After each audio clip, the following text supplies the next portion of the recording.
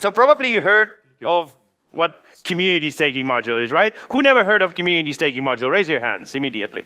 Forget about it, you are telling lies. Okay, so community staking module, permissionless staking module in Lido, the module that opened doors to anyone and everyone to become node operator in Lido. And it has been a massive success. Recently, we've celebrated 1 year of CSM on mainnet, and by that time, we already released the second version, which is a super improved and super cool version of CSM. So today, we want to appreciate all of the changes, all of the things that community staking module in particular and community staking initiative in general brought to Lido. So first, let's start with looking at Lido validator set 2 years ago. And why 2 years ago when I just mentioned that CSM was released a year ago? Well, that's a good question because community staking initiative haven't started with CSM.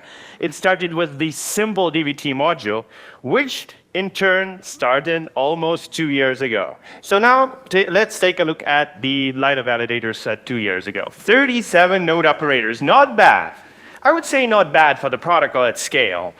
No operators with more than 1% of total Ethereum stake through Lido, which is also good, which means that it's not just 37 operators, it's also a great distribution.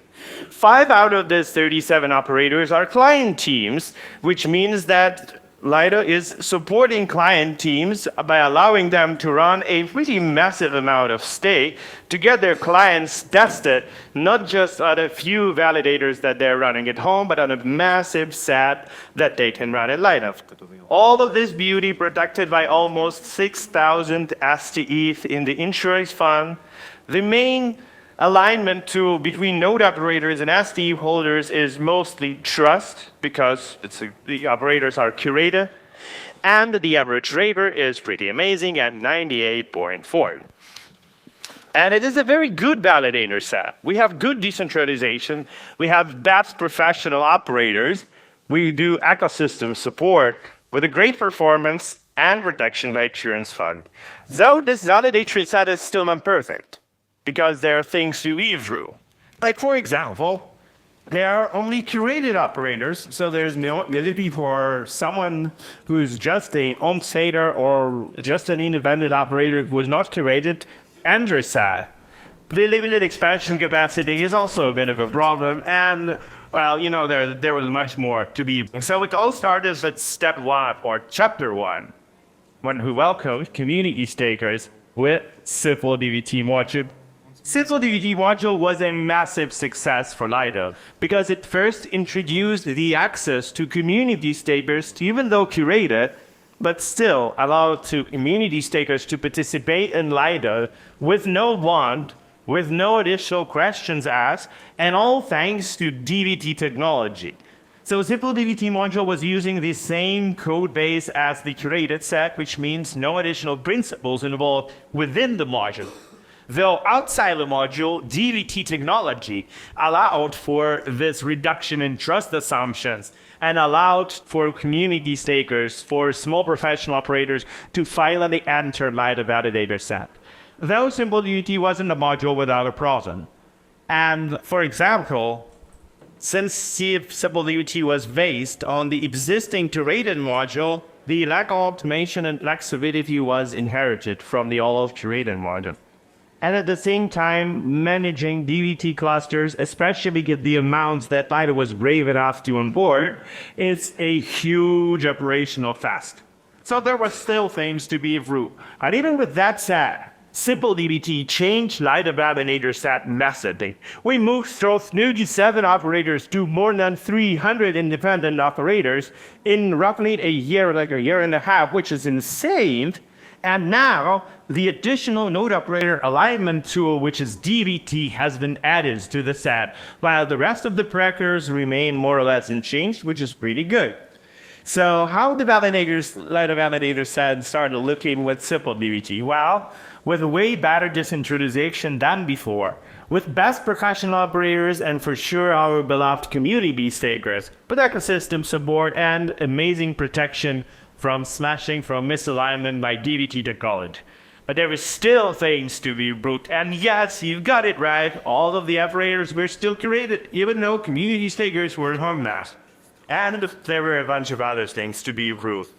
So we move to chapter 2, or stack 2, permissionless slide. This is the moment where community staking module is introduced, and community staking module featured a bespoke code that had never been seen in Lido, specifically tailored to accommodate everyone, each and everyone, from known community stakers to unknown community stakers to random operators to professional operators, and we are happy to have all of you guys now in CSM. And thanks to block requirement and a significant amount of automation that is present in CSM, from the management perspective, this module is just a gift for us. We literally have, 1.0 of a person responsible for just looking at around CSM, like, is it all go? Well, yeah, because all of the rest of the stuff is done automatically, and that's insane. But community staking module is more than just a permissionless module. It features cool things like lowest mod requirement, fast staking rewards. It is incredibly easy to use. ICS framework is a separate story, and we'll talk about it in a second. Performance fee and map performance injection, all of these cool features and much more make CSM more than just a permissionless module. They make CSM one of the most advanced and attractive permissionless modules or permissionless staking solution on the market. And since we are not trying to shield something here, we are celebrating here. I just want to quickly walk through the main 3 things that we can appreciate together, because I believe that these 3 features are features that really make CSM stand out. So let's start with the staking rewards. So good gosh. I'm closing all of the interesting stuff in my side. So how CSM rewards work? It's very simple. You have MON, and MON is an ST. So your ST is getting rewards day by day, right? Cool, comfortable, we all use it. I'm a big fan of ST, not gonna lie. But on top of that, since you're running validators, you're also getting commissions for running validators, or fees, or non-operator rewards, or name it whenever you want, but a portion of the staking rewards of the validators you're running is also allocated to you as a node operator.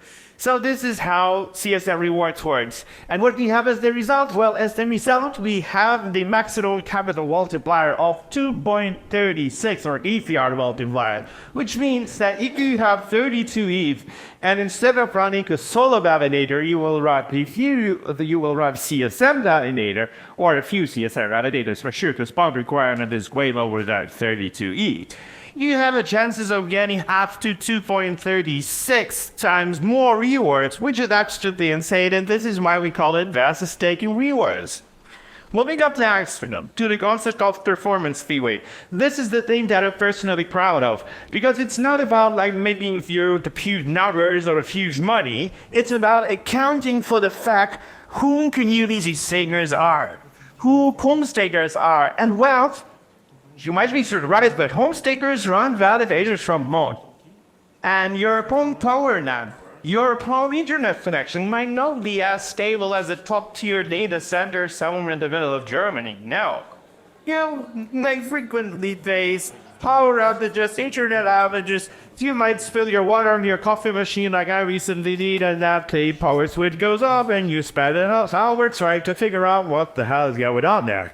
It all leads to a bit of a downside. But since we understand that this is the reality of home stakers, instead of distributing rewards in an explicit proportion to performance, we are saying that there are only 2 bands. You are either above a performance threshold, which is kinda loose, I would say, and it's pretty easy to be within a performance threshold to see us there.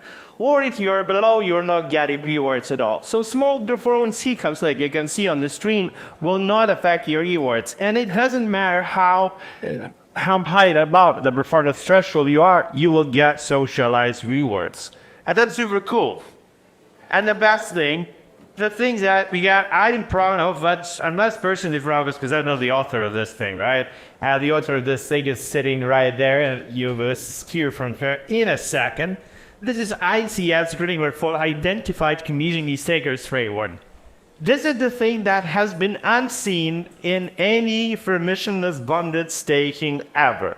Why? Because any permissionless bonded solution assumes that no matter who you are, you will get the same conditions. Well, we believe that it shouldn't be that way. We believe that home stakers, that independent stakers, are those who matter, are those who deserve special treatment. And that's why this ICS framework has been developed to allow community stakers identify themselves without disclosing their real world identities, without passing through mandatory KYC, but just by using their Ethereum addresses and the footprint that they have on-chain and off-chain to prove that they are indeed experienced, that they are humans, and that they've been engaged with Ethereum or like Rata says that.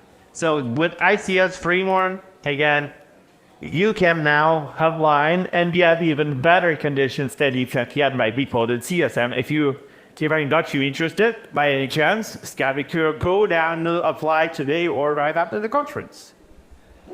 So, like the validators have the CSM, you prove in almost each and every aspect. We now have 6 corporate node operators. That's insane. I was never thinking that Lido will ever have that many operators. And I'm not speaking operators running one validator. We have a few, but most of the operators, they run things who have validators like 10 validators, for example, 20 validators. Then, when it comes to alignment tools, we now have Trust for curated module and simple DVT, DVT for simple DVT and CSM, and one that is exclusive for CSM but will soon be expanded to the rest of the validators, and that Sasha will tell you more about it in a second.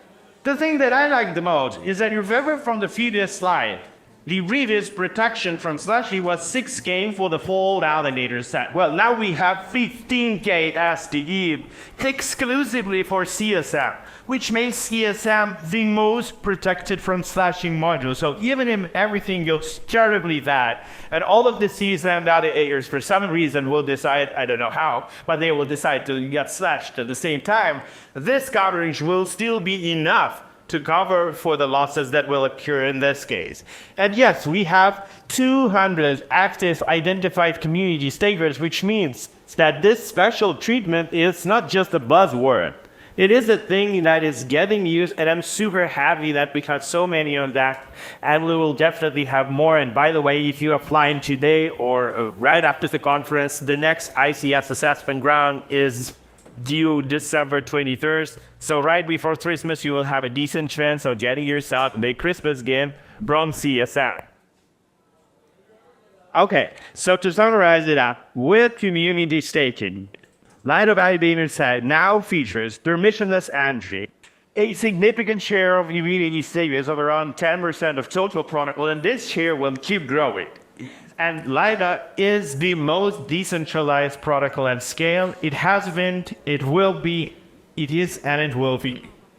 So, with community staking, Lido simply has the best validator set on Ethereum.